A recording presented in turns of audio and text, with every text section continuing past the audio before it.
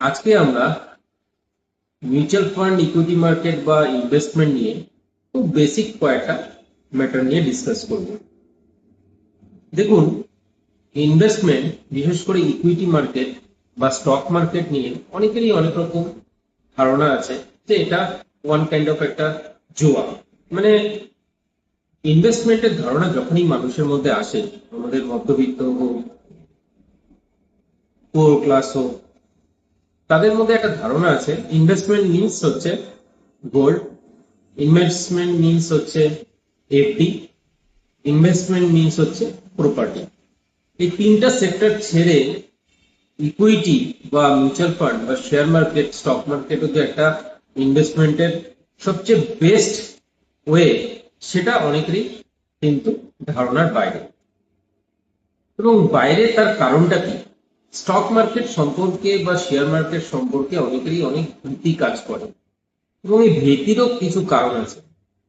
যারা এক্সপার্টস, যারা এই বিষয়ে সমস্ত নলেজ রাখে, আমি অনেক ক্ষেত্রে দেখেছি তারা ইনভেস্টমেন্টের ব্যাপারটা ডিটেইল ভাবে এক্সপ্লেন করে না, এবং এরই প্রবলেমে কিন্তু মানুষের স্টক মার্কেট বা ইকুইটি মার্কেট সম্পর্কে একটা বিশাল বড় নেগেটিভ পয়েন্ট বা ভীতি কাজ করে, যে আমি হয়তো এন্ট্রি নিলে বা ইনভেস্টমেন্ট করলে বা তার মধ্যে কিছু অ্যামাউন্ট যদি আমি ইনভেস্ট করি, সেটা হয়তো লস হয়ে যাবে।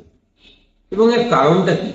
দেখুন, স্টক মার্কেট বা ইকুইটি মার্কেট বা শেয়ার মার্কেট যাকে আমরা বলে থাকি, এটা কিন্তু দুটো ভাগে বিভক্ত। একটা হচ্ছে ইনভেস্টমেন্ট, আর একটা হচ্ছে ট্রেডিং। সেটার মধ্যে ইন্টারডে ট্রেডিংও আছে। এবার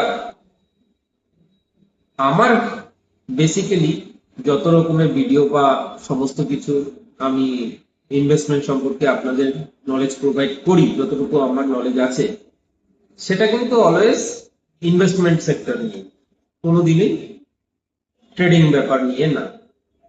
যারা ট্রেডিং করে বা ইন্টারডে করে, তাদের ক্ষেত্রে ব্যাপারটা টোটালি আলাদা। আর এই ট্রেডিং করতে গিয়ে যে সমস্ত লোকেরা অ্যামাউন্ট লস করে ফেলে, তারাই কিন্তু এই ভীতিটা যারা ইনভেস্টমেন্ট করে তাদের মধ্যে ছড়িয়ে দেয়। আর যার জন্য এখনো পর্যন্ত দেখা যায় অনেক অনেক মানুষ এই স্টক মার্কেট, শেয়ার মার্কেট নিয়ে একটা ভীতি কাজ করতে থাকে।